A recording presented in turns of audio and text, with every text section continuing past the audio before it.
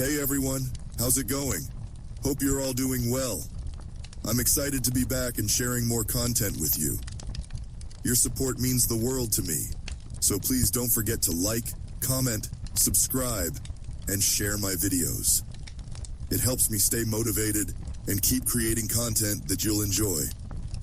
Alright, dim those lights and let the nightmares begin.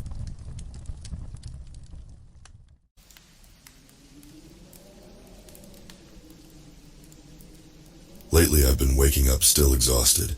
Even if I went to bed early, I'd wake up feeling like I haven't slept in days. Trying to get out of bed for work was almost impossible, which was strange for me because I was always a high-energy sort of person. A few hours of sleep and I was always good to go. I was at a loss as to what was happening. After a barrage of tests, even my doctor couldn't find anything wrong with me. The only recent change in my life was my boyfriend who had moved in, and I was sharing a bed for the first time in my life. Steven was the first love of my life, and this was my first serious relationship. I didn't want to spoil things by making him sleep in the spare room. I liked having Steven around. He made a real fuss over me, and he would bring me chamomile tea every night before bed. The pain in my hip was sharp and pulsated up the right side of my body. I jumped from my bed and nearly collapsed to the floor as I struggled to get to the bathroom. "Steven, can you get in here?" I cried. A big dark bruise covered my hip, as if I was assaulted in my sleep with a metal bar. "What's wrong?" Steven said as he came rushing into the bathroom. "Did I fall out of bed or something?"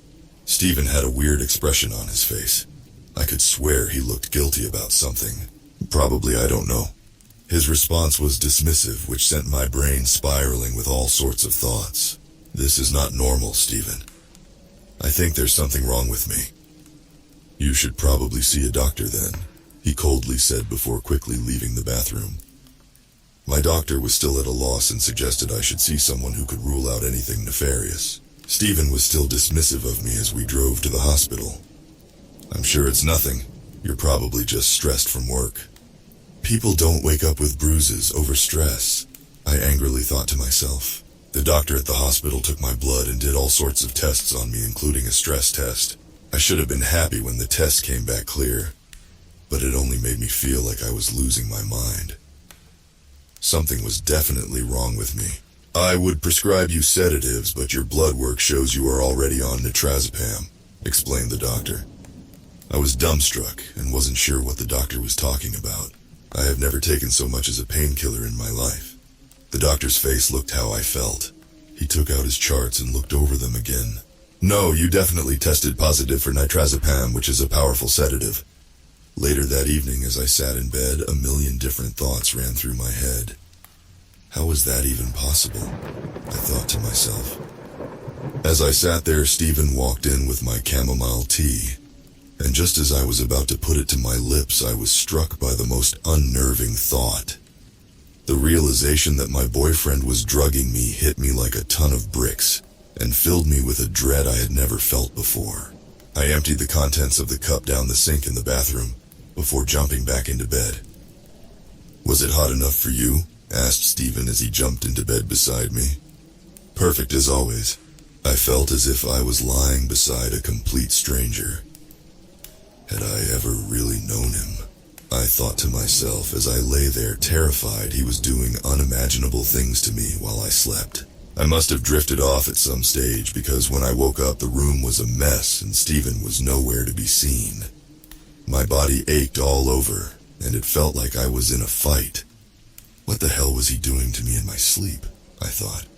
I had made the decision to go to the police, but I needed evidence, or it was just my word against his. I had purchased a hidden camera and set it up in the bedroom, pointing it towards the bed.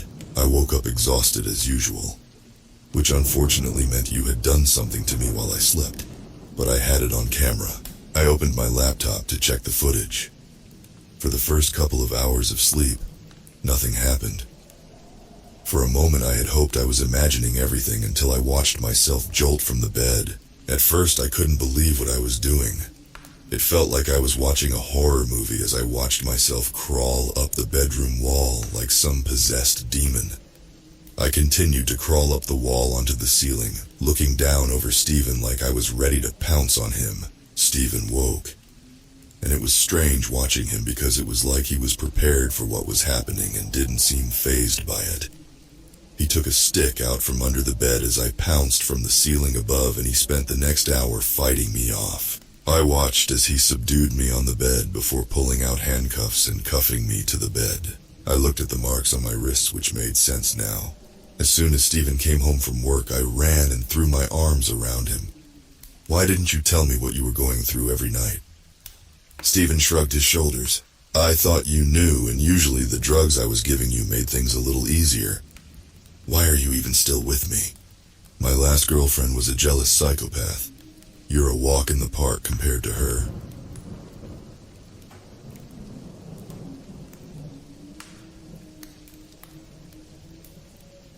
Back in April of 2013, I went through something that I haven't been able to talk about. I was paid a significant amount of money to stay quiet in return for signing a 10-year agreement to shut the hell up. Now that the time is up, I've considered my options. I could just let this go and never speak of it again. I won't gain anything from speaking out, and I got a lot to lose. But then again, this is just an anonymous post online. Words have less meaning that way. West Virginia. It was hotter than usual, without a whiff of wind. I was coming home from a visit to my aunt. She'd broken her leg and couldn't leave her house. I was making my way back home, taking the I-64 out of Lewisburg. It started with the radio. It was playing that one Macklemore song I'd heard 100 times over. The sound was cutting in and out in a quick staccato, then disappeared completely. I could hear cars honking up front as a line began to form. There was a sway in the trees, as if greater and greater pressure was being put on them. I could hear wind rushing against the left side of the car, forcing me to pull the other way to compensate. I closed the sunroof as a dust cloud blew past, staining the windshield. Then, a rumble. It sounded like thunder, but from the ground, like a groaning bellow, growing louder and clearer by the second. As it reached its peak, I could see trees toppling over. A small Kia got pushed off balance and swerved off the road. As the sound died down, the road devolved into chaos. Some were desperately changing lanes, others were stepping on the brakes. I got my door scraped as the car behind me sped past. The radio was playing an automated message, a local emergency alert, referred to as a geological event. We were asked to turn off all air conditioning, slow down, and divert to the nearest exit. It repeated in a monotone voice, "Geological event. No air conditioning. Slow down. Divert to nearest exit." Minutes passed. There was a line forming further down the road. Police officers blocking the lanes in all directions, leaving a highway exit as the only option. Some folks were trying to push past the barricades, but were forced back at gunpoint. I could see officers wearing gas masks and riot shields. We were waved in. I followed the exit and got directed to the right. There was an open field that was used as a sort of impromptu parking lot. Cars were being waved in and parked in a way that boxed us in, leaving no room for us to open our doors in either direction, unless we got parked at the edge. 4 lines of cars with about 10 to 15 vehicles per line. Surplus vehicles were directed further down the road. The place was packed. I got stuck in the second row, about 6 cars in. Pretty much everyone around me were on their phones. I didn't have anyone to call, but there seemed to be an issue getting a signal through. The radio was still repeating the emergency message. Voices were getting louder. A man 2 cars to my left leaned out of a gap in the door, screaming at the officers to answer his question. They responded immediately with a warning shot, straight into the air. "Stay in your vehicle," they screamed. "Lock your doors. I'm not telling you again." A couple of folks were filming, but there seemed to be trouble uploading. We were losing bandwidth. It didn't take long until phone signals were completely blocked. I think a video or 2 of that officer firing into the air made it online. They were patrolling back and forth. We were told to stay in our vehicles. Windows up, doors closed and locked, engines off. I could hear people talking in the other cars. Someone said there'd been a natural gas leak from the geological event, and that combustible engines could spark an explosion. Others were talking about a terrorist attack. There were no answers, and the officers weren't eager to talk. After about an hour, things were getting ugly. People were hungry, thirsty, and restless. One officer stepped up on the front cars, handing out water bottles, crackers, and processed cheese slices. He had to step from one car to another, denting the hoods with his steel-tipped shoes. They were also handing out thick black plastic hygiene bags for people who needed to relieve themselves. Use them, seal them, drop them out the door, then lock up and wait. I'd crawled into the back seat, pulled down my cap, and tried to relax. I'd been playing some games on my phone, but the battery was running low. I wanted to save some, so I settled for having a nap instead. The sweat was stinging my eyes, not because of how warm it was, but because of how nervous I was. No matter what I did, I felt trapped, and the car felt smaller and smaller. I couldn't get out if I wanted to, and it physically hurt me to think about how little control I had. Is that what claustrophobia feels like? A couple of officers were discussing something by the front line. One of them had a white cotton glove on, which he used to wipe off the hood of one of the front cars. The glove was taken off and put into a bag, which in turn was sealed with a hot air gun. I was getting the impression that our cars had been covered in something. I wasn't the only one considering it. There were 2 college kids in the car to my left, and they were discussing it too. Anthrax, one of them said. Gotta be. Nah, gold dust, the other chuckled. They don't want to share. You know what? The first groaned. I honest to God hope you're right. You're not, but I hope you are. Fuck you. I joined in the conversation shortly after. I offered another explanation. Something combustible. Something that might blow up if we started our cars. They were willing to consider this. The car behind me couldn't hear us, but the driver held up a notebook with the text. If we do know what, it's gotta be aliens. I couldn't tell if they were serious, but they weren't laughing about it. A man in his 50s, and what looked like his daughter. There were a couple of other folks in the other cars. A man in a black shirt, sort of looked like a preacher without a collar. 2 middle-aged women with a kid in the back seat. A fat man blaring Johnny Cash from his stereo. A couple with a teenage son who couldn't stop drumming on the windows. We'd been stuck for about 2, maybe 2.5 hours, when a truck rolled in. One of those with a large water tank. It was unmarked. Looked civilian. As it rolled in, they were calling out on the megaphone. We'll be hosing your vehicles down, they said. Keep everything locked and closed. Then we'll be covering your vehicle with protective plastic while we wait for it to dry. After that, we'll start letting you go in an orderly manner. I repeat, most of us were relieved. It was only a matter of time now. It was getting dark. They were getting up on the cars, hosing them down thoroughly. It smelled of chlorine, so maybe they'd mixed something into the water. As they came to my car, they stepped up on it and double-checked the sunroof, making sure it was locked and secured. They sprayed the car down, bathing it in chemical stink. The kind that gets stuck to the back of your throat. It took a long time for them to finish, at least an hour or 2. After that, they were rolling out a kind of plastic cover at the short side of the lot. The kind you use to protect pools, or rain covers for football fields. They used 2 squad cars to slowly drape the thing over the entire lot, securing the edges with large rocks. Please stay calm, they called out as the plastic crawled over us. I know this is uncomfortable, but this is for your own safety. Once the cleaning is done, you will be free to go. Stay inside your vehicle at all times. I repeat. I did as I was told. I stayed inside and I watched that plastic cover sweep over me. It felt like getting buried alive. All lights went out, leaving me in complete darkness, accompanied only by the vague, disembodied voices of the others. The college kids were talking about where they were gonna go after this.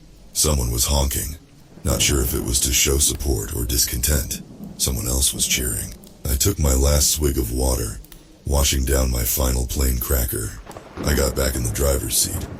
I could hear as they finished moving the plastic cover and parking their squad vehicles.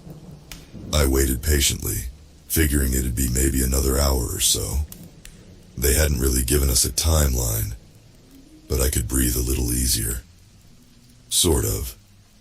I was going back and forth between feeling empowered with my hands on the wheel and feeling like I was stuck in a metal coffin.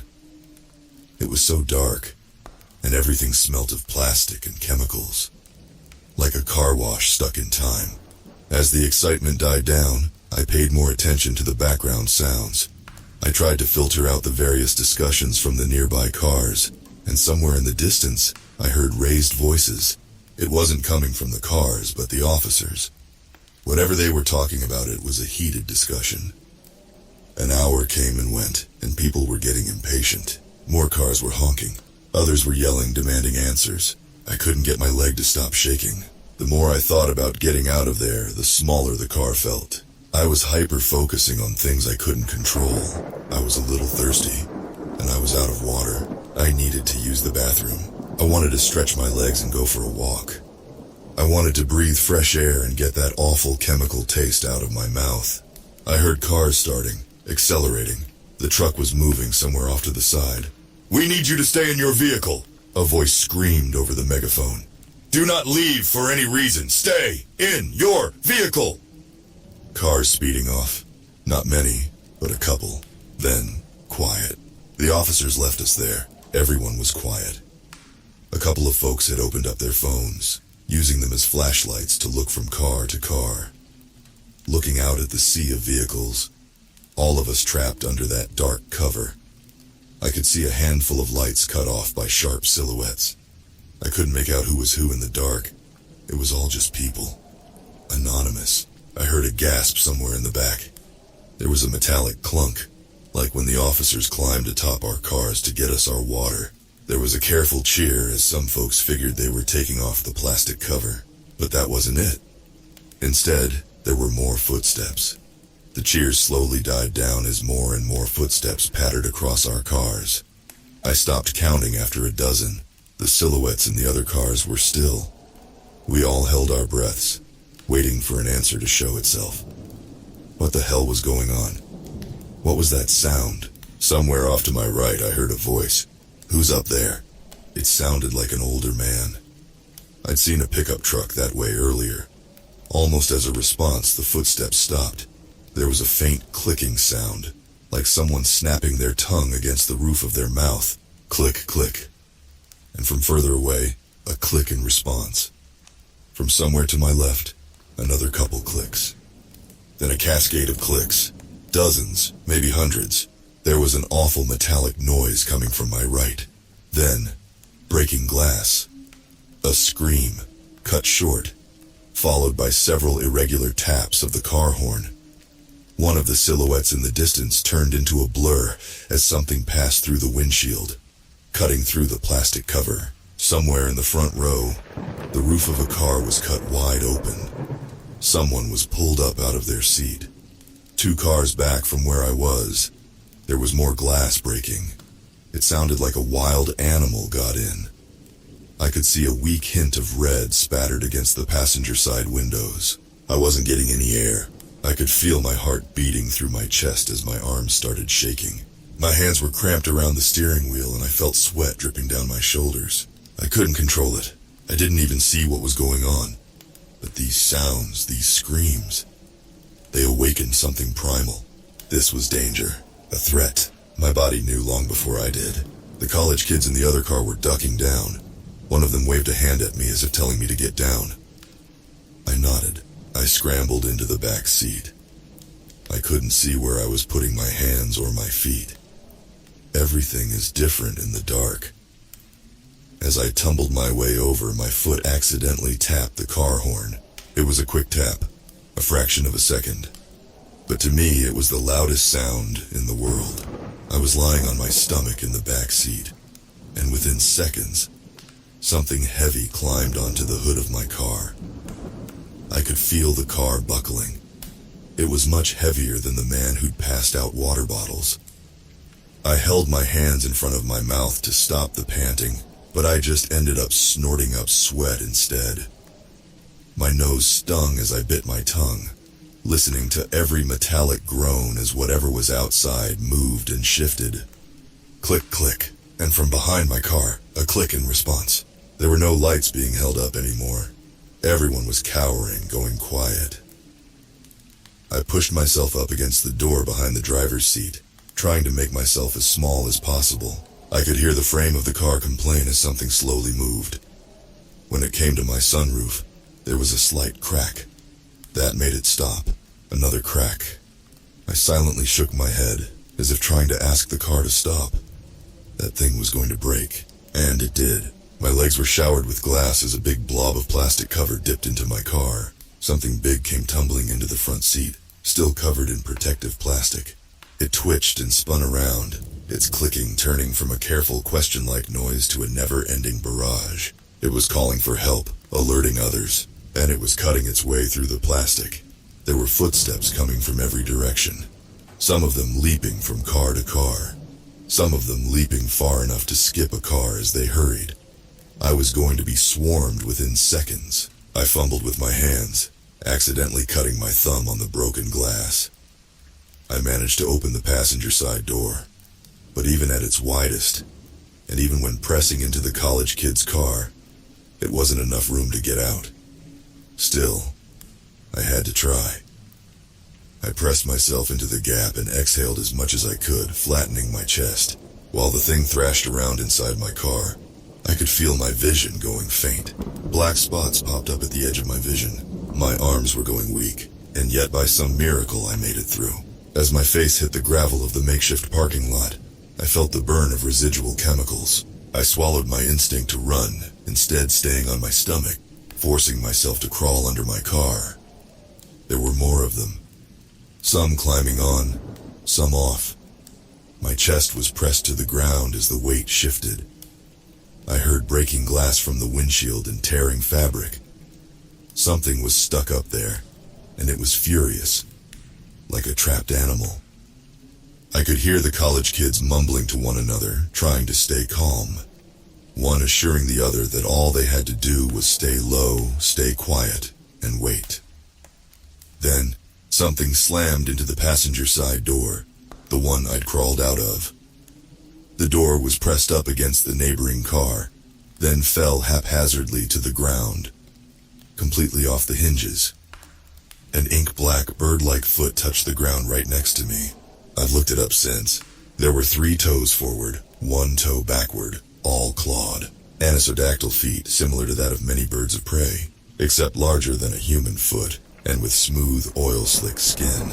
It must have been heavy, at least 400 pounds. If the clicking noise came from its mouth, I can approximate that it was somewhere around 6'7" to 6'9", or taller. It could have been hunched over. How it managed to walk in the gap between the vehicles is beyond me, but I suspect it was very thin.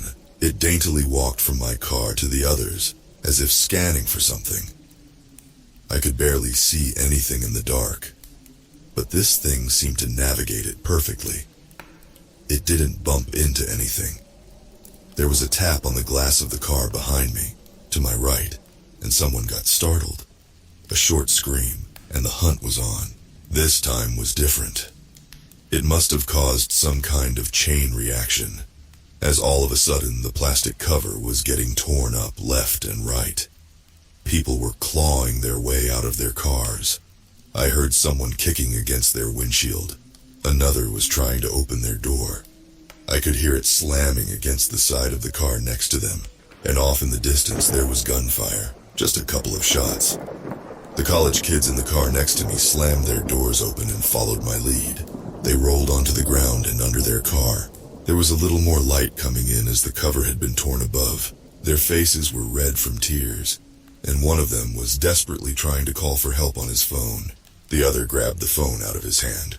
A short scuffle ensued, ending with them putting on a ringtone and sliding the thing as far to the left as they could. Whatever car that phone landed under was demolished.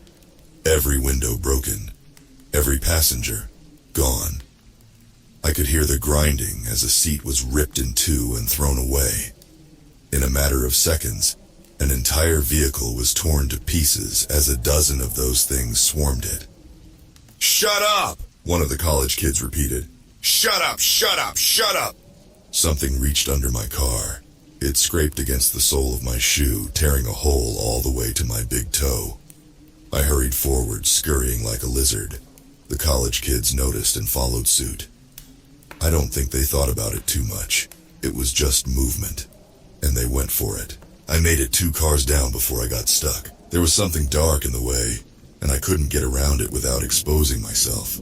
I couldn't see what it was, but it didn't take long for me to figure it out. There was a meaty crunch as if someone was biting chunks out a piece of meat. It was struggling to get through the fabric of their clothes, making a snapping noise as threads gave way. A pool of blood rolled under the car, staining the tip of my fingers.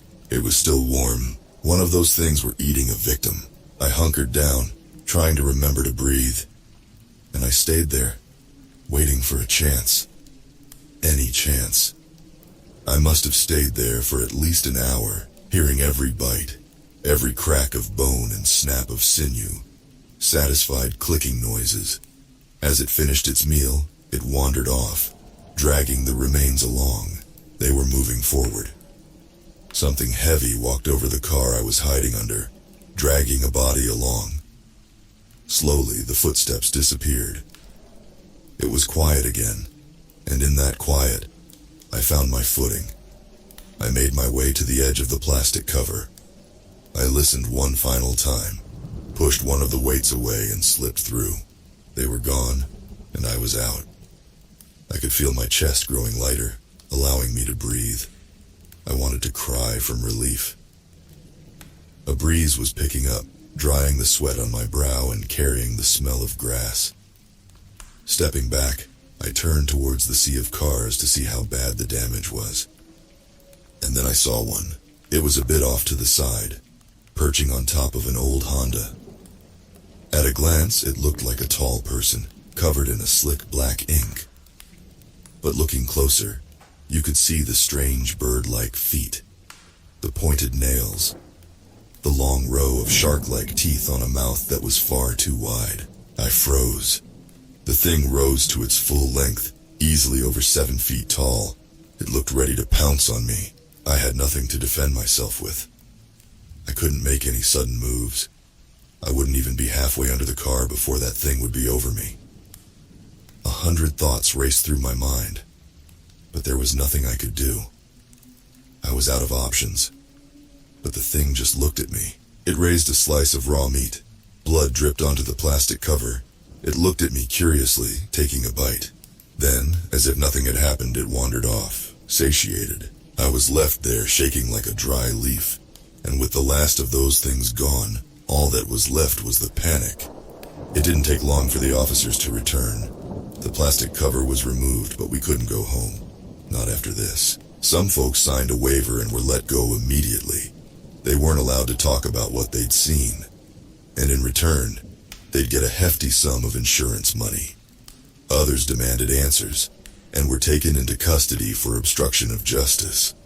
A few others still were too panicked to make any kind of sense, and had to be checked out by medical personnel. A total of 14 people died. It was described by a combination of causes: a traffic pileup, carbon monoxide poisoning, animal attack.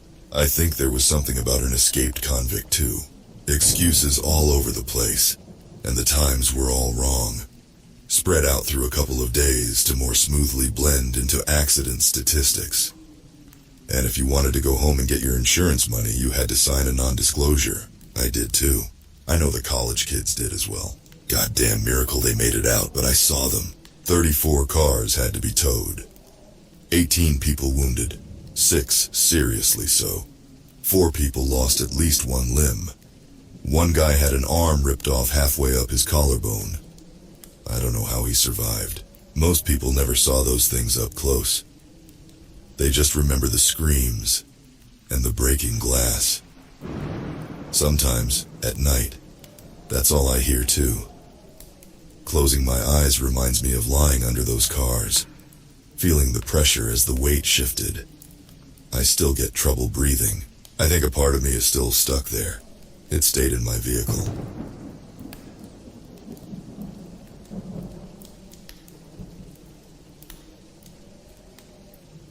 At first I thought it was fun.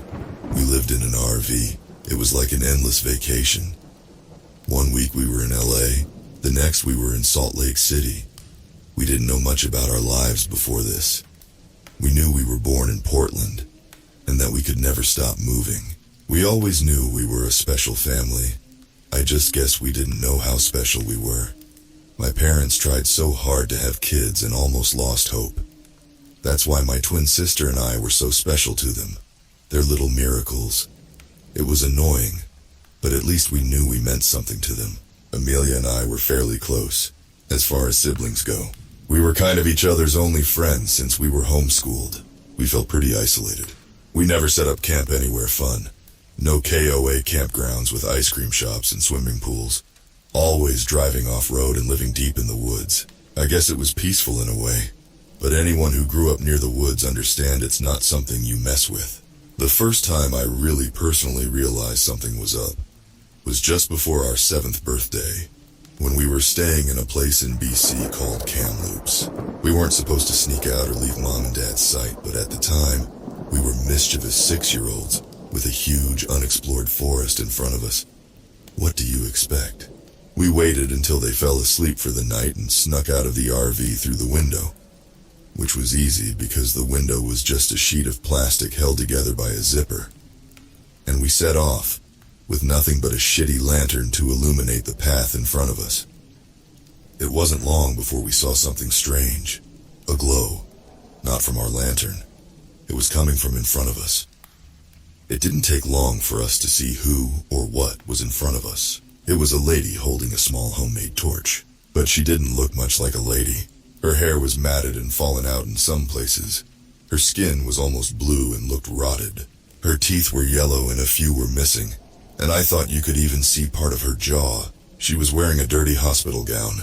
I didn't know where the nearest hospital was, but it had to be pretty damn far, because the last time I remember driving anywhere with a paved road had to be 3 hours before we set up our camp here. Amelia and I were frozen in fear, and for the first time since we had mutually decided affection towards siblings was lame, I reached for her hand. That thing reached out its bony arm to us. It moaned something almost indecipherable, like moo boo boo. That was enough to snap me out of it, and I sprinted away, dragging Amelia behind me. By some miracle, we had made it back to the RV, and by some other miracle, got back in without waking our parents. We didn't get much sleep, and were far too shaken up to even say good morning to our parents, let alone tell them what happened. Would they have even believed us if we told them? Well, after what happened next, I guess they would have to.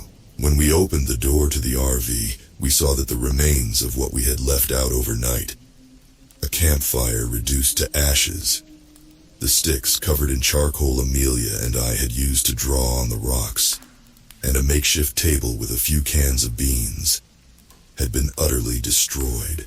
It wasn't too out of the ordinary to have our camp ravished by animals. We lived in the woods after all. But this was something no animal could do. This looked set up like whatever did it had a plan. What we saw written on the back of the RV confirmed this belief. In the charcoal sticks, someone had written, "You can't run forever," on our trailer. Mom made us breakfast while Dad cleaned up the mess. We left shortly after that and drove for hours, not even stopping for quick washroom breaks. Mom and Dad spoke in hushed whispers as Dad drove. I wish I knew what they had been talking about. That night, I guess because Mom and Dad could see we were shaken up, they took us for a rare treat. A dinner at a real restaurant. A shitty diner, but a restaurant nonetheless. It was empty there, which was why my parents liked it, as they hated crowds. I was over the moon. A root beer float and a greasy cheeseburger was anything a 6-year-old boy could dream of. Which was why I was so upset when Mom and Dad made us leave the second someone else came in. It was just an old trucker, I didn't get the big deal. While we were in the RV, Amelia asked why we had to leave while I sulked in my bunk. A glorified shelf. Mom sighed. I suppose you two are almost 7, that's old enough to know. Well, Zachary, Amelia, the reason we had to leave is because we're scared of losing you. Do you remember what happened when you were 4? I had no idea, my memory was never good, but Amelia claimed to remember. We were in Beaverton, not too far from Portland. She said that when we were 4, we were running around in a field, when a big man in camouflage and bit boots came up to us and bent down to our level. "We're not supposed to talk to strangers," Amelia said. She was always a goody two-shoes. "I'm John. Now we're not strangers. What are your names?" "I'm Zach, and that's my sister Amelia. We're 4, and our birthday is July 26th, 2002. I had apparently said, but I bet Amelia just said I said that to make me look worse. That's when he stopped smiling. He roughly took our hands and started to lead us away. "Let's go somewhere fun, Zach and Amelia. I need to take you someplace else." My mom got teary. "That's right. If your dad and I hadn't caught you just before you left, we probably would have never seen you again. I took you to someplace safe and your dad, I shot that son of a bitch in the leg. Hope he had fun crawling back to his house," he said coldly. Amelia and I shot each other glances. "Okay, Daddy, I'm going to go to sleep now," she said, climbing over me to get to her bunk. That night we stopped somewhere for the night. I forgot where, probably near the interior of BC or maybe Alberta. I looked out the little plastic window and I saw her. I saw that fucking lady again. She was staring at me and Amelia in our bunk beds, reaching out for us with that same long, bony hand. I rolled over and tried to sleep, but couldn't, knowing she was there. Life continued on like that for a while. Anywhere we'd stop, she'd be there. Washington, there she was. Nevada, you bet your ass. Montana, better fucking believe it. Amelia and I didn't really explore much anymore, partially because we were getting older and gradually showing less interest in that sort of thing, but partially because that experience in Kamloops traumatized us both. That didn't stop the lady from trying to get us. Sometimes we'd catch a glimpse of her on the highway as we drove by. Sometimes she'd appear right where the fire of our campsite stopped illuminating, so we could barely see her. On the rare occasion we went into public to get supplies or food, I could have sworn I caught a glimpse of her in the crowd. Whenever she was around, I always heard that damn cry of hers. "Mahbooba." After a while, she stopped scaring me. Well, as much. Everything finally made sense. The day before Amelia and I turned 14. Mom and Dad had left the RV and gave us two a rare couple hours of freedom as they gathered things for our birthday. We weren't parked ridiculously far from civilization, but I'd say a good hour's worth of walking. We weren't that scared. We had lived in the woods long enough to know as long as you didn't bother the forest, it wouldn't bother you. And the lady in the hospital gown was honestly more of an annoyance than anything else. I'd even go so far to say we had almost forgotten about her. I was reading, and Amelia was rummaging around the RV for food. I was getting immersed in my book when Amelia shouted out, "Zach, come check this out." I rolled my eyes. What could it be? We had lived in this tiny RV for almost 14 years. I knew it like the back of my hand. There was absolutely no nook or cranny I didn't know about. Oh, I guess I was wrong. There, under the driver's seat cushion Amelia had pulled out, for some reason, was a box. It was small and a bit squished from all the years of my dad's ass sitting on it, but we could still tell what it was. Amelia excitedly reached to open it. Inside were papers. "Forget about it, Amelia. It's probably just boring documents for work," I said, but the look of confusion to horror on my sister's face was enough to change my mind. They were documents, but not for work. Birth documents. For us. But the stated parents weren't ours. I was apparently Zachary Jr., but nobody in my family was named Zachary. I looked at the father's name, Zachary. The mother was someone named Emily. "Maybe we were adopted," I suggested. Amelia reached in and pulled out another sheet of paper. She shook her head and held out the next one for me with a shaky hand.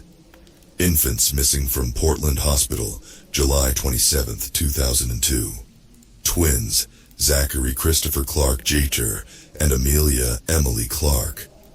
Ongoing search. Anyone with information is to report it to the police immediately. Clark. Christopher. Those weren't our names. Our last name was Brown. And our parents certainly weren't Zachary and Emily. They were Jenny and Kevin. I had a feeling things were going to get worse. I was right, as Amelia pulled out the third and second to last paper. Portland mother of 2, murdered in hospital. Emily Clark, 27, had recently given birth to twins, now missing when she was smothered to death in her own hospital bed. Police drawing of suspects. We looked at the police drawing. It was obviously not a complete match, but they were basically the only other 2 faces we had seen our entire lives. Mom and Dad. CCTV footage shows the 2 suspects leaving the hospital through a back door with the 2 infants. Search is ongoing. If spotted, do not approach these individuals. Alert the authorities immediately. We were silent as Amelia shakily grabbed the last piece of paper. This was from 2006. We were 4. After an Oregon man allegedly spotted the missing kids and was attacked by the perpetrators, a glimpse of hope is seen in this 4-year-long cold case. Father and husband of the victims, Zachary Clark, shares this message. To my babies, I have no idea where you 2 are, but I will never let go of hope that one day I will see your beautiful faces again. You may not even know who I am, but that doesn't change anything. Until we meet again. Daddy loves you. We couldn't even say anything. What do you even say to that? We just stood in silence for a while. Then we heard a banging on the RV. We jumped and looked outside. It was the lady in the hospital gown, closer than ever. We could see her bluish-gray skin. We could see her hazel eyes. They kind of looked like Amelia's. Moo, boo, boo. She moaned, reaching out for us again. I looked down to the newspaper clipping. It had a picture of the victim on it. I held it up to the window where she was staring at us. Ma baba, she said again. Ma baba. My baby. All this time, she had just wanted her babies. Amelia stepped out of the RV. I was scared at first, but this day couldn't get any crazier, so I followed. But Mama? She asked, tears in her eyes. Boo-boo, she said, reaching her bony hand out once again, but she didn't run. She let her touch her face as she gently rubbed her hand across her cheek. She did the same to me, but then pointed in the direction of the nearest town. Go, she said. Go, why? Amelia asked. Dada, our mother croaked. Dad, Zachary Sr., was he still alive after all this time? We have 2 hours until Mom and Dad. Amelia cut herself off. They get back. Let's go, quick. Although we really didn't have any idea how to get to the town, we somehow knew. Like someone was guiding us. We busted into the sheriff's office, probably looking awful. First came the questioning. Then, the DNA testing. Then, they looked for our parents. Then, they arrested my parents. Then the news stories. And the interviews. Then, we were flown out in a plane. My first plane ever. To Portland. To meet our dad. We were quite the story. They called my parents the wretches of the woods. They thought of them as evil witches, who stole us and hid us deep in the woods. I guess they were right in a way. It was weird seeing them behind bars, serving life sentences, because after all, they raised us for nearly 14 years, but that's where they'll stay. No running, no hiding. There's nowhere to hide in a cell. He burst into tears when he saw us. We didn't. It was weird. He was my dad and all, but was he? I mean, I guess I met him when I was like a few hours old, but I just couldn't connect to him. It took a while, but we slowly got used to our new lives, in a house, with a bed, and our own rooms, not running from everything, or living in the woods. It was peaceful, although most of the time I ended up sneaking into Amelia's room because after all this time, I still couldn't be alone. One time I got a knock on our window. We both woke up and saw the lady in the hospital gown outside, but she looked happier, less rotten, like she was complete again. Mama? I asked. Could she stay, and I could live with the family I craved? Like she read my mind, she shook her head. I have to go. My babies, she said, reaching her hand out to us through the window as she slowly disappeared into the night.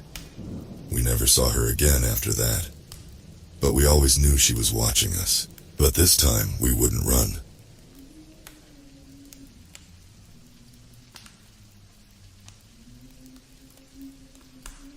When I was 11, I was at the very bottom of my class until the teacher, Ms. Henry, made me sit next to the new kid. Thomas and his family moved into town halfway through term, so he just sort of appeared one day. During his second week, Ms. Henry tried to draw him out of his shell by asking about his favorite TV program. "What's a TV program?" he replied. That got a laugh. Clearly he was playing dumb to put one over on her. Everybody thought he'd emerge as the next class clown, but instead he rarely spoke and aced every subject. A few girls tried befriending him. They dug that children of the corn look, I guess, but agreed he was a weirdo after chatting with him in the lunch hall. As desk buddies, he and I locked horns. A lot. Because I was left-handed, our elbows bumped together whenever we wrote, and he got super pissed anytime I asked to borrow a pencil. So I of course did this as often as possible. Anytime I asked Miss Henry to split us up, she'd just sneer and say, "Ryan, there's gonna be times in life when you're forced to spend time with people you don't like. Get used to it." One day, as I struggled with a difficult maths exam, Thomas offered to help. I'm guessing he finished early and got bored. It was my first A. Without either of us ever agreeing to it, he started helping me with homework and tough assignments, and soon my grades improved so much my mom bought me a bunch of Pokemon cards as reward. I offered Thomas some of the one I already owned, but he didn't even know what a Pokemans was. Then one day, out of the blue, he asked if I'd sleep over at his place. "Father really wants to meet you," he said. Why did his parents even know who I was? We sat together, sure, but he knew so little about pop culture getting through a conversation was like chewing cult. Still, I wanted to thank him for his help, and my mom didn't raise any objections, so that Friday I packed some clothes and cycled over to his place. I drove down several short roads flanked by woods, past a train station, toward the outskirts of town. Thomas's two-story house sat at the top of a long driveway so steep that I needed to jump off my bike and push most of the way, and all the windows were either boarded up or had the curtains pulled shut. Things got spooky the second I arrived. Thomas and his parents waited patiently to greet me, each grinning like they were on a poster for tooth whitening. Everybody had matching blonde hair and dressed in plain shades of brown, gray, and white. A large man introduced them as the Donovans. My preteen brain categorized him and his wife as old, but in retrospect, there must have been a 20-year age difference there. Mr. Donovan walked my bike into the garage while me and Thomas followed his mom inside. Something was wrong with the house. It looked too sterile. No clutter, zero toys scattered about. Plus, the antique furniture was older than my grandparents'. In every room, sheets had been draped over objects mounted along the paneled walls, and Mrs. Donovan made a point of telling me that touching the sheets is strictly forbidden. She led us into a sitting room decorated with crucifixes, and more crucifixes, of varying sizes. We kneeled down on a colorful rug, facing each other. The only sound was the ticking of a grandfather clock. At last, Mr. Donovan joined our group and led a prayer for the standard stuff. Good health, blessed weather. Even though I'd gone to Protestant church with my grandparents, I couldn't figure out what religion we were meant to be practicing. He obviously thought of himself as a spiritual leader and devoted a lot of time to the blind sinners who would suffer swift retribution on Judgment Day. It wasn't until he called for a minute of holy silence that I heard a low, shaken voice. I concentrated hard, tuning out the clock. There were muffled cries from somewhere within the room. I peeked my left eye open. Nobody was watching, although the way the family didn't stop grinning made me shiver. I glanced around the room. We were alone. When I turned back towards the circle, Thomas's mom was staring straight at me, her smile practically splitting the seams of her face. Quickly, I shut my eyes, already anxious to go home. The silence seemed to last forever. Finally, the spiritual leader clapped his hands and said we should go out back and toss a ball around. On my way out of the room, I listened for more cries, but the sound had died off. I figured my imagination got the better of me. As Thomas and I tossed a leather ball back and forth in the long grass, his dad watched from a crude decking area, beaming. Like at school, Thomas threw with his right hand, whereas I favored my left. We kept trying to pass each other bad shots, competing to make the other miss a catch. It was all in good fun, though. Thomas acted even weirder than at school. Away from his parents, he at least seemed interested in subjects like TV. But now he strictly spoke about Bible stories and recited his favorite verses. I sidestepped his questions my spirituality as much as I could. My arm was aching by the time Mrs. Donovan called us for dinner. In the kitchen, we gathered around the table, and then she brought in a metal pan, presenting 5 boneless chicken breasts lathered in lumpy gravy and canned peaches. Before we ate, everybody linked arms for another prayer, and part of me wished the ritual would never end, because then we'd need to choke down the food. A heavy silence fell over the room, then those cries started up again, closer than before. It sounded like a child, and their voice had a panicky quality. If it wasn't for the threat of another glare from Thomas's mom, I would have peeked. As the prayer dragged on, the crying became more hysterical until finally something rattled against the wall behind me. Mr. Donovan's voice raised, thunderous now, and drowned out the sound. I'm not sure which scared me more, but either way my arms broke out in goosebumps. The sermon ended 5 minutes later, and we sat there in silence until the head of the table said, "Amen." I checked the corners for sobbing children, finding only more sheets.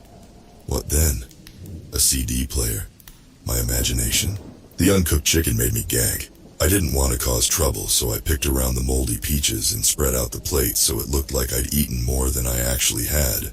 There was chocolate cake for dessert, but Thomas's mom went around slicing a piece onto each of our plates, which were still covered with chicken and gravy. By that point my stomach was growling, so I scoffed down a top layer of cake which hadn't touched anything else. I wanted to leave. Faking a bellyache, I asked if they would call my mom and have her come pick me up. Thomas's dad raised an eyebrow. "No need, we have a special remedy." He told the rest of the family to pray for my health and led me out of the room. The front door was on my left and I briefly considered making a run for it. But the second I did, Mr. Donovan's hand clamped around my shoulder. Tight.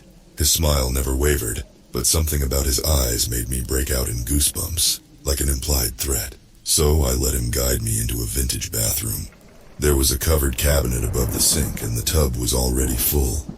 A thick layer of scud plus a few dead flies floated along the surface. Mr. Donovan poured something into the murky water, salt maybe, and ordered me to strip off my t-shirt so I could dip my midsection in. I told him I'd made a miraculous recovery.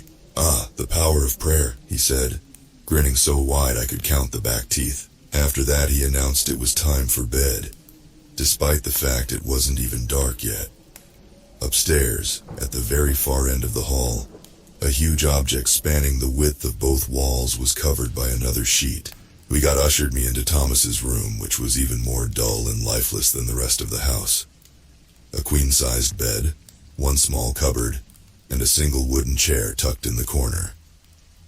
We needed to share the bed, but only after another round of prayer. Then, it was lights out before 9 o'clock. Alone with my friend, I rolled over and asked what religion his family practiced anyway. He gave the vaguest answers possible, and when I pushed him, became hyper-defensive. So I said, "Hey, do you ever want to punch Ms. Henry right in her stupid ugly face?" That made him laugh. Away from his parents, he became more like his school self. Not normal, but closer than before. We argued over who the hottest girl in class was, followed by the most annoying. Without meaning to, I brought up one who always teased him, and it was like all the energy leaked out of my new friend.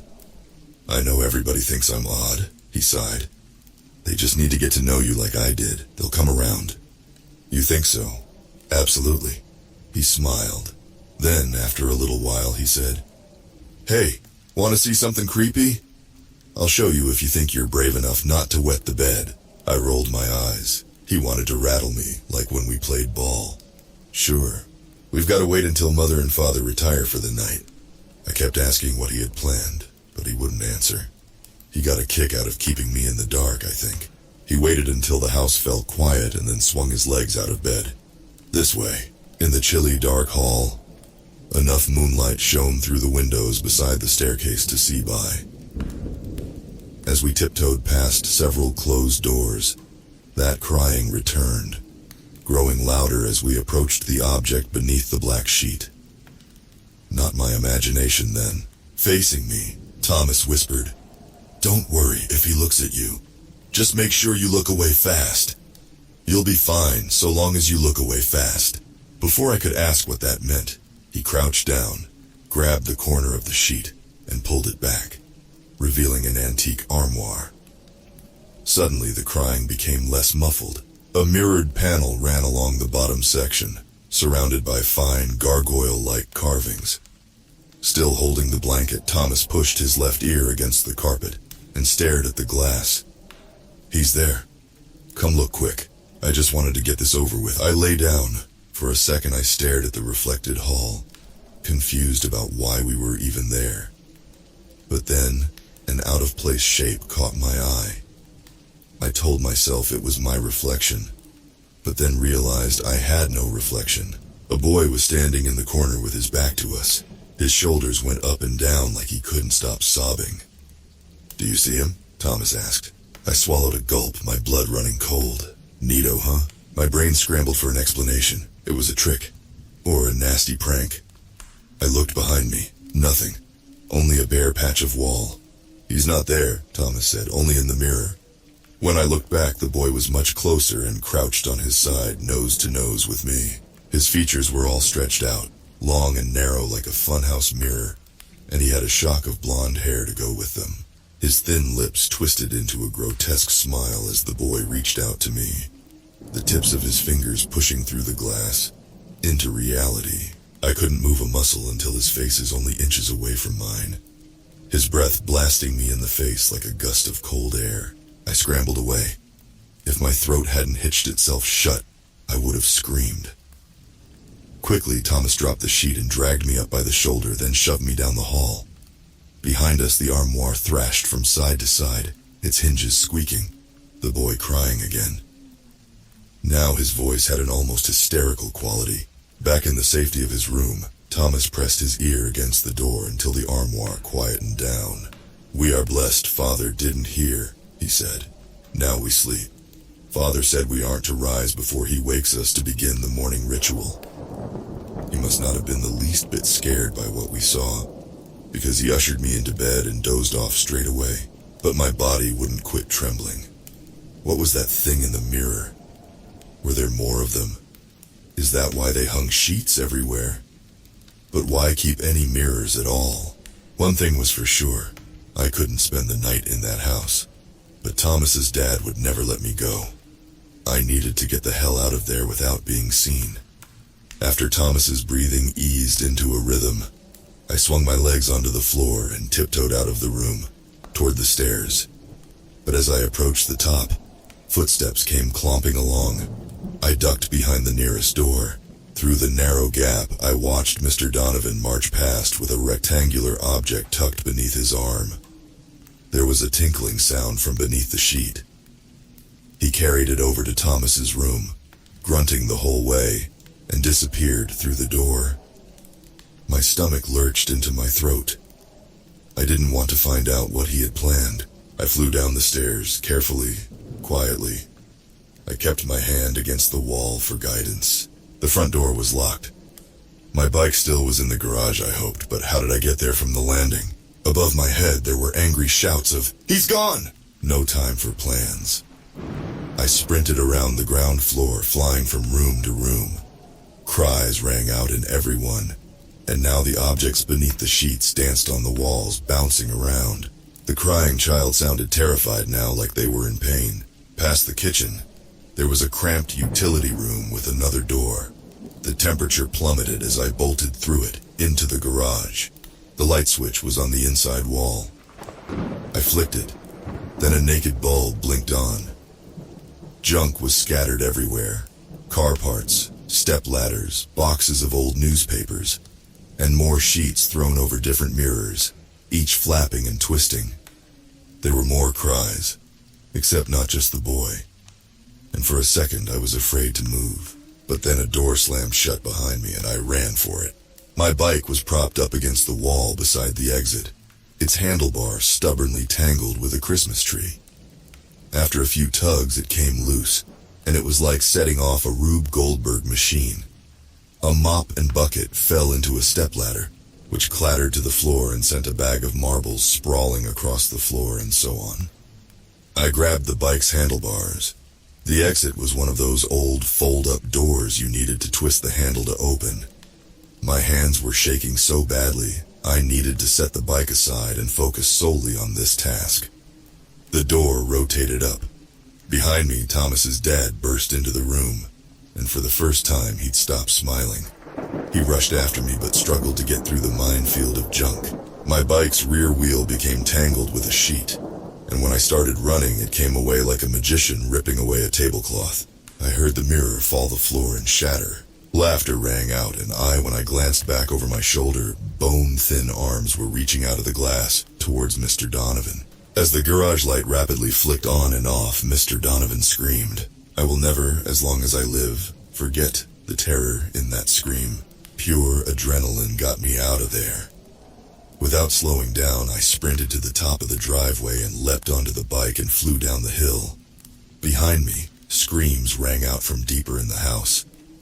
I didn't stop to look back. Mom wasn't pleased about me cycling home so late, but I made up an excuse about Thomas's family getting sick and needing to leave in a hurry, so she let it slide. I knew she'd never believe my story. I tried faking an illness to get out of school because I was so anxious about seeing Thomas again, but she was having none of it. I spent all of Saturday and Sunday wondering about what I'd seen. On Monday, my desk buddy sat without breathing a single word. We never spoke again, and we didn't bump elbows once. To my great relief, Ms. Henry announced Thomas's family had moved again the very next day. I never saw him after that, although for a while I had nightmares about his dad dragging me back inside their house, and they tend to flare up anytime I see a mirror-fronted armoire.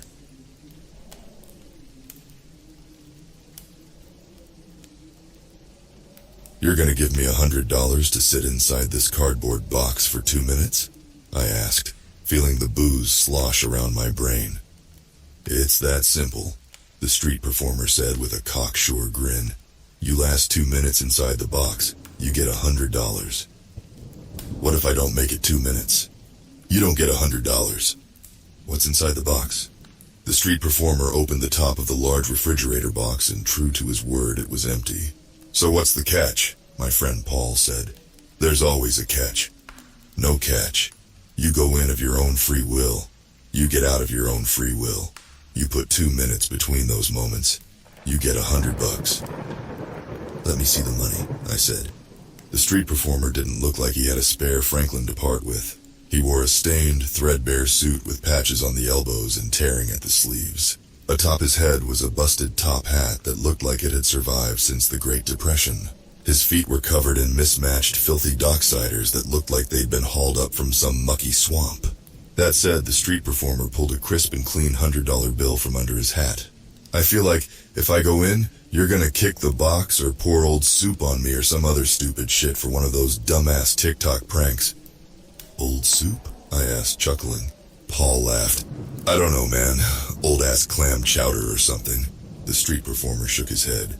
No, sir. I'm not a fan of chowder or pranks, and I don't have any idea what a TikTok is.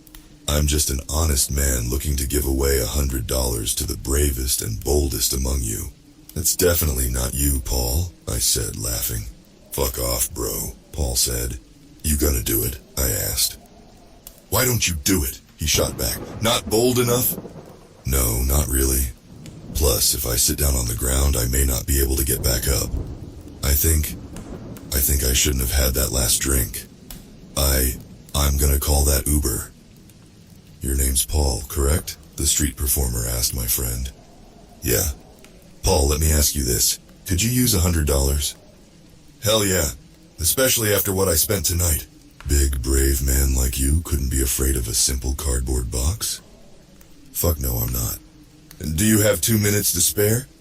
How long until the Uber gets here? Paul asked me. 5 minutes, I said, give or take. Paul looked at the box and back to the street performer before glancing at me. What do you think? Is it worth it? Man, I don't know. I didn't. The alcohol was not only on top of me, but was beating my temples with rock hammers. I mean, the whole thing is fucking weird, but he hasn't explained a downside. I haven't informed you of any downsides because there isn't one, the street performer said with a wink. This guerrilla marketing for a box company, or do you work for Frigidaire? I asked. No, sir. I work for me, myself, and I, the street performer said. Nobody likes having a boss, am I right? Especially if you knew my boss, I said. He makes Attila the Hun look like Daffy Duck. Fuck it, man, Paul said suddenly. I'll do it. Wonderful, the street performer said. Only, Paul added, looking at me, if we can go to the titty bar after I get out. Bro, I am beat, I said, yawning. I don't have the energy. You don't have enough energy to look at boobs? No, I said, surprising myself. I might pass out in the Uber. If you're gonna throw up in the alley, Paul said. They charge extra if they have to clean up any bodily fluids. Maybe I'll puke in the box before you get in. Please don't vomit inside the box, the street performer said. It's one of a kind. These things come off an assembly line, Paul said. Hardly one of a kind. I glanced at my phone, let my vision refocus, and noticed the Uber's arrival time. You got 3 minutes, dude. You going in or not? Fuck it, let's do it. Who keeps time? Time keeps itself. However, I have a pocket watch to assist us, the street performer said, pulling out a beat-up brass pocket watch from inside his suit jacket. Climb in now. I'll count you down. Paul opened the top flaps and placed 1 foot inside. He was unsteady on his drunk legs, and I started laughing at his teetering.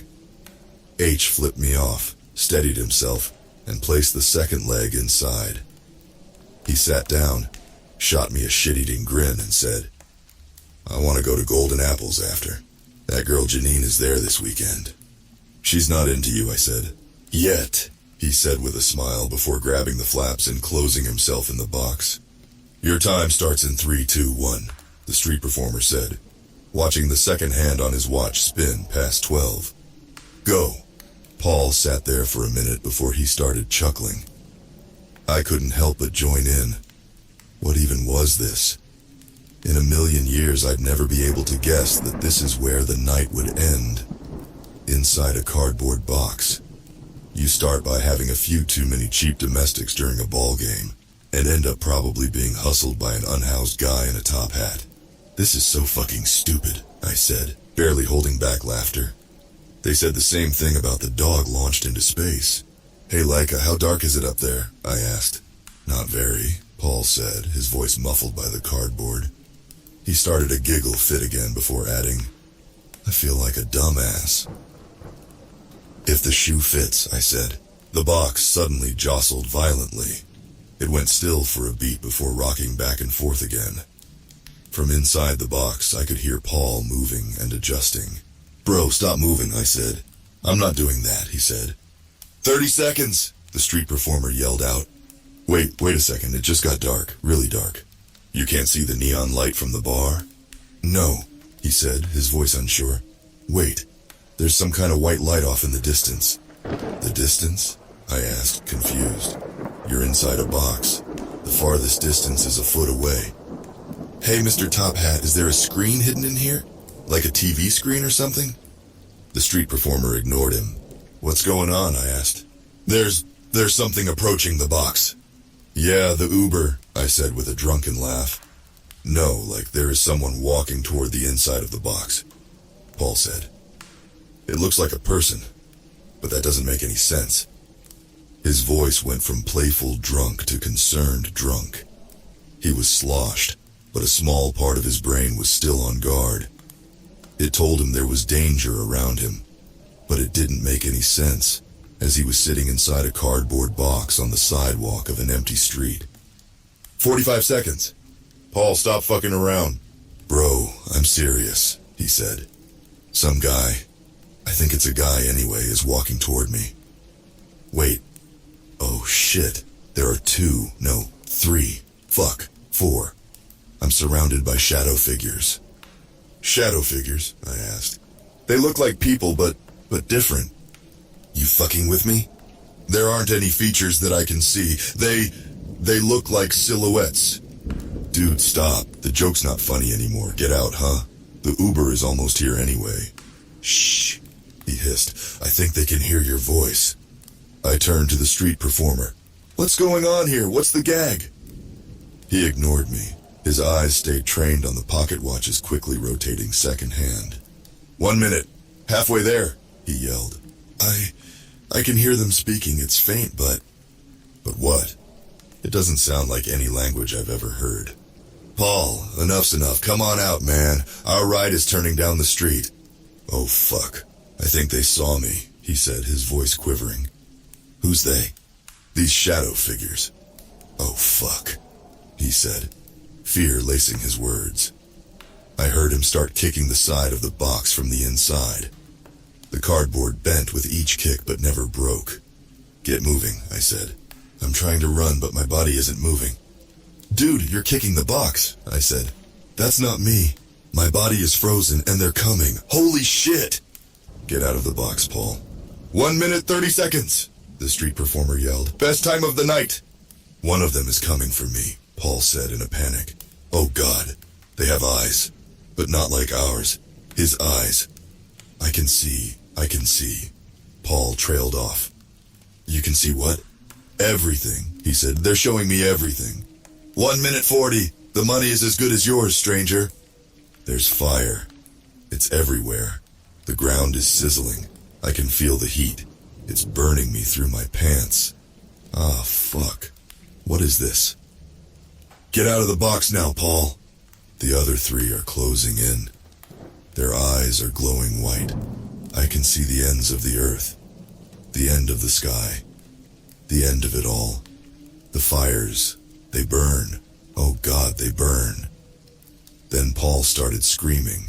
Not, I stubbed my toe screams, but I'm being murdered and the only person who'll ever hear this is my killer screams. Open the box, I yelled at the street performer. Right fucking now. But he didn't move an inch. He kept his eyes trained on his watch. 10 seconds remaining, the street performer yelled. 10. I leaned over and tried to rip open the flaps on top of the box, but they weren't moving. They felt like 1,000 pounds and I couldn't budge them. I slammed my hand down on the cardboard, and it felt like I had just hit concrete. My hand throbbed, but I tried again to rip the box open to no avail. Push up, Paul, I screamed at the top of the box. Listen to my voice and come for it. 9, 8, 7. Why are you all showing me this? Paul said through sobs. I don't want to watch them all die. Paul, sit up. Come on, man, sit up. 6, 5, 4. The box was jostling back and forth, being shaken by unseen forces. It jumped an inch off the ground and rocked around like bored kids beat it with bats. I'm watching them tear me apart, Paul said with a whimper. Whoa. I'm above them now. I'm being pulled away, but I can see my body. There's so much blood. So much fire. Get out! What's pulling me into the air? Paul asked, his voice sounding distant. 3. Paul, I'm coming! I threw my whole body at the box, trying to knock it on its side. I hoped to see Paul come tumbling out, but when I hit the cardboard, it didn't move an inch. It clanged like it was made from pure steel. I braced myself on the ground and kicked the side of the box with all my might, and instantly felt a lightning bolt of pain rush my leg up and spine. There was nothing I could do. 2. I'm so high, I can see it. I can see the... Oh my God. No, it can't be. No! Paul screamed, and it sounded like it was falling now. Oh shit! The ground, it's opening! From the sidewalk, I looked up at the street performer with hate in my eyes and yelled, Let him go, you fuck! Open the box. I'm falling through the world. How? Oh no. Oh God. Please let me go. One and time! The street performer yelled, raising his hands in victory. The box went still. Paul. You won! The street performer exclaimed triumphantly. The first of the night. He calmly tucked his pocket watch back into his jacket pocket. He replaced it with a small dollar store confetti popper. He gently yanked the string of the popper and blasted bits of colorful paper and glitter into the air. It landed all around me. I lunged at the box and tried to rip open the top again. This time the flaps moved as easily as expected. But when I pulled them back, Paul wasn't inside. Not a trace of him. The only thing I found was a crisp, new $100 bill. Paul, what the fuck? Where are you? He's left the box, the street performer said. His 2 minutes were up. I leaped onto my feet, ready to beat the street performer to a pulp. But when I glanced at where he had been standing, he was gone. I hadn't heard him run away or catch a cab or anything. Like Paul, there was no trace of him. It was like he'd never been there. From behind me, I heard a car downshift and come to a stop on the curb. There was the familiar whine of an electric window being rolled down, followed by a monotonous voice calling out my name. My Uber had arrived. I looked to where the box was, and it was gone too. All that was left was the $100 bill. You still want your ride? My driver said. Did you see anyone with me? No, he said. There wasn't a man in a busted top hat and a large refrigerator box standing here as you came down the street. I think you made a good decision calling an Uber, my driver deadpanned, adding, if you puke in my car, there is a cleaning fee. So if you're gonna yak, just do it now, huh? I felt my legs go weak. I didn't know what to do. My friend was gone, and the man who sent him away had vanished. I didn't even know what to say to the police. My friend climbed into a cardboard box and disappeared. No, I'm not drunk anymore. You coming or what? This is my busy time. I looked down at the $100 bill, and something caught my eye. Instead of Benjamin Franklin's face staring back at me, someone had scrawled a note. I picked up the note and held it close to my face. I'd know that handwriting anywhere. It was Paul's. The note read, I've seen the end. You don't make it. Buddy, you coming? My driver asked. Yeah, I said, I'm coming. That was several hours ago. I've been sitting at my kitchen table staring at the $100 bill. I'm not sure what to do. My mind is mush, and it has nothing to do with the alcohol. I'm at a crossroads and don't know where to go. I don't know what to say to Paul's family. How do I even begin to explain this? I keep thinking I'm having a nightmare as I sleep one off, but I'm not. I'm sitting stock still in my kitchen as the first rays of the sun turn the black sky purple. There's a vice around my heart, a profound loss for my friend, and fear for the message he left behind. I've seen the end. You don't make it. You try falling asleep after this.